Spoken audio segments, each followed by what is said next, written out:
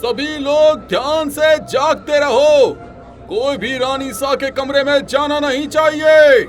सभी सैनिक ध्यान से पहरा दे रहे थे, मगर एक काला साया दीवार के सहारे आगे बढ़ रहा था। देखते ही देखते उसने एक बुढ़िया का रूप ले लिया और रानी के कमरे की ओर बढ़ने लगी। रुक जाओ, इस समय रानी सा के कमरे में कोई नहीं जा सकता। मुझे रोकने की कोशिश कर रहा है, जानता नहीं मैं कौन हूँ। मुझे पता है कि आप रानी सा की खास दासी हैं, मगर अभी किसी को भी जाने की इजाजत नहीं है।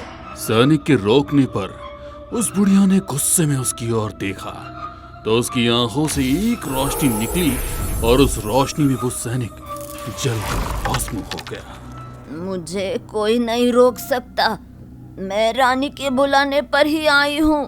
कहते हुए वो बुढ़िया धुएं में बदल गई और धुएं के रूप में ही दरवाजे के भीतर दाखिल हो गई। महारानी कमरे में इधर उधर घूम रही थी, मानो किसी का इंतजार कर रही हो। वो धुआं एक खूबसूरत लड़की में बदलकर महारानी के सामने आया।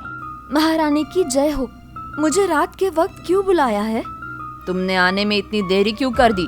यदि हमने तुम्हें बुलाया था तो तुम्हें तुरंत यहाँ आना था। वो तो हम इस महल का जायजा लेते हुए आए हैं। बहुत ही खूबसूरत महल है। जंगलों की खाक छानते हुए अचानक से राजमहल में आना कैसा लगा? कहते हुए वो लड़की जोरों से हंसने लगी। अपनी औकात में रहो, अपनी औकात से बाहर जाकर सवाल मत करो। यहाँ तुम्हें हमने जिस काम से बुलाया है वो काम समझ लो। कहते हुए रानी ने हवा में भभूत उड़ाई तो उससे चलचित्र दिखाई देने लगा और उसे चलचित्र में एक सुंदर सा राजकुमार किसी राजकुमारी से शादी करता दिखाई दिया। ये तो राजा वीरभद्र है। उन्होंने दूसरी शादी कर ली। अब तुम क्या चाहती हो? महाराज सिर्फ मेरे हैं और मेरे ही रहेंगे। मैं अपनी जगह किसी और को नहीं लेने दे सकती। तो मैं तुम्हारी क्या मदद कर सकती हूँ?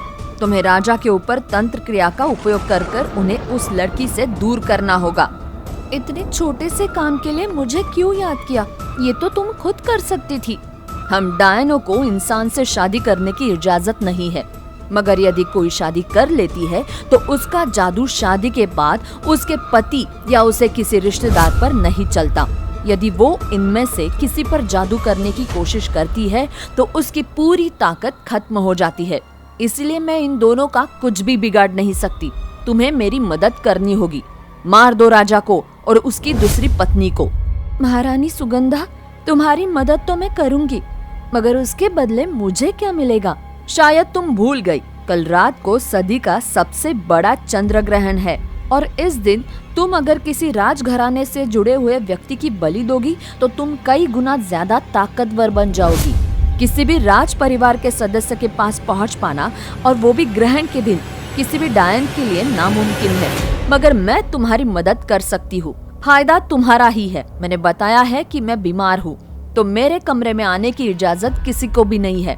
कोई भी इस कमरे में नहीं आएगा, इसलिए तुम आज रात से ही साधना शुरू कर सकती हो।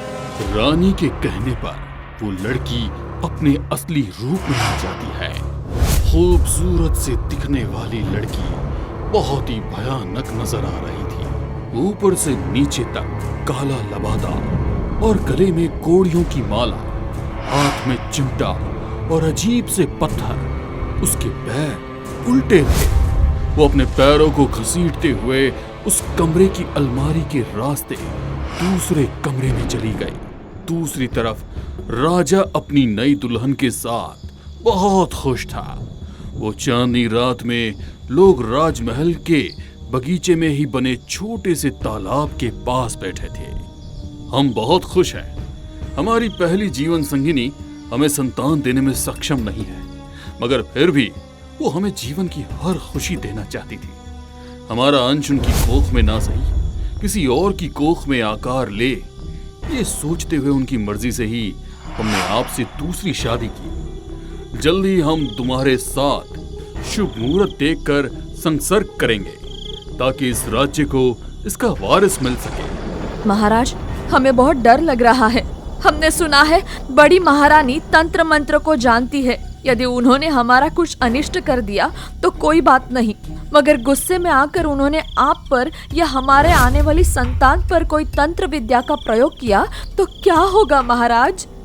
तुम अब महाराज वीरभद्र की पटरानी हो, इन छोटी छोटी परेशानियों से नहीं डर सकती हो। हमने तुमसे कहा ना कि हमने उनकी मर्जी से तुमसे शादी की है। ये दोनों बात कर ही रहे थे कि एक सैनिक भागता हुआ आया। महाराज की जय हो। महाराज, आपके अंतरंग समय में आपको बुलाने के लिए आया हूँ, इसीलिए क्षमा चाहता हूँ, मगर राजगुरु आपसे मिलना चाहते हैं। रात्रि की इस पहर में राजगुरु हमें बुला रहे हैं? सब कुछ शय कुशल तो है ना?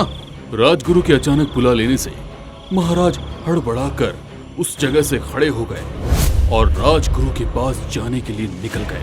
छोटी रानी भी उन्हीं के साथ थी। दोनों राजगुरु के पास पहुंचे और उन्हें प्रणाम किया। हम तो चाहकर भी तुम्हें दीर्घायु होने का आशीर्वाद नहीं दे सकते। बहुत बड़ी विपदा आ गई है तुम लोगों पर। विपदा? आपके होते हुए ये कैसे संभव है? इस राजमहल में ही मारक तंत्र का प्रयोग शुरू हो चुका है, मगर कहां, ये हमें ठीक तरह से समझ में नहीं आ रहा है। उस मारक तंत्र का प्रयोग या तो तुम पर या छोटी महारानी पर किया जाएगा। ये आप क्या कह रहे हैं? ये असंभव है। हमारे महल में ही कोई हमें मारने की साजिश कैसे रच सकता है? महाराज, गलती माफ करो, मगर कहीं ऐसा तो नहीं कि इन सब के पीछे बड़ी महारानी का हाथ हो और वो आपको मारना चाहती हो? खामोश रहिए, उनके खिलाफ कुछ भी नहीं सुन पाएंगे। यदि आपको ऐसा लगता है तो हम इसी वक्त उनके कमरे में चलते हैं। दूध का दूध और पानी का पानी हो जाएगा। राजा गुस्से में छोटी रानी और राजगुरु के साथ बड़ी महारानी के कमरे की ओर जाते हैं, मगर उस कमरे में उन्हें ऐसा कुछ भी नजर नहीं आता जिससे कि वो रानी पर शक कर सके। राजा इस बात से अनजान थे कि रानी ने उस कमरे के भीतर एक और कमरा बना रखा है, जहां पर उनकी बुलाई हुई चुड़ैल छोटी रानी को मारने के लिए मारक तंत्र को अंजाम दे रही है। पता नहीं क्यों, पर हमें यहाँ बहुत ही ज्यादा नकारात्मक ऊर्जा का एहसास हो रहा है। जरूर यहाँ कुछ गलत है। गुरुजी, आप हम पर शक कर रहे हैं? देखिए, हम यहीं पे आपके सामने खड़े हैं। यहाँ पर कुछ भी नकारात्मक हमें तो महसूस भी नहीं हो रहा। गुरुजी रानी की बात सुनकर ध्यान करने लगते हैं तो उन्हें कमरे के दूसरी तरफ मारक क्रिया का प्रयोग करती हुई वो चुड़ैल नजर आती है। उसका भयानक रूप देखकर गुरुजी सतर्क हो जाते हैं, मगर इस वक्त वो रानी के सामने इस बात का खुलासा नहीं करते कि उन्हें ज्ञात हो गया है कि उस कमरे में क्या गलत है। वो तुरंत वहां से निकलकर चले जाते हैं। महाराज और महारानी भी उनके पीछे पीछे आ जाते हैं। तभी अचानक वो लड़की उस कमरे से बाहर आई और अपने हाथ में ली हुई भभूत को फूंक से महारानी के पीछे उड़ाया तो वो भभूत उड़ते हुए तितली का रूप ले लेती है और जाकर महारानी के जूड़े पर बैठ जाती है। वो कुटिल मुस्कुराहट से महारानी की ओर देखते हुए वहां से गायब हो गई। महाराज वीरभद्र, आप हमसे सवाल कर रहे थे, मगर आपको पता नहीं सुगंधा क्या चीज है। हमने हमारा कार्य भी कर दिया और इस कार्य को करने के लिए उंगली टेढ़ी भी नहीं की। कहते हुए वो जोर जोर से हंसने लगी। दूसरी तरफ गुरुजी सीधे अपने आश्रम में पहुंचे और अपने 11 शिष्यों के साथ उन्होंने एक बड़ा हवन शुरू किया। इस वक्त राज्य पर बहुत बड़ा संकट मंडरा रहा है। एक डायन इस राज्य महल में ही राजवंश के लिए मारक क्रिया का प्रयोग कर रही है। कल पूर्णमासी के दिन अर्धरात्रि के वक्त चंद्र ग्रहण लगेगा। उसे चंद्र ग्रहण के पहले हमें उस मारक क्रिया का वार पलटना होगा।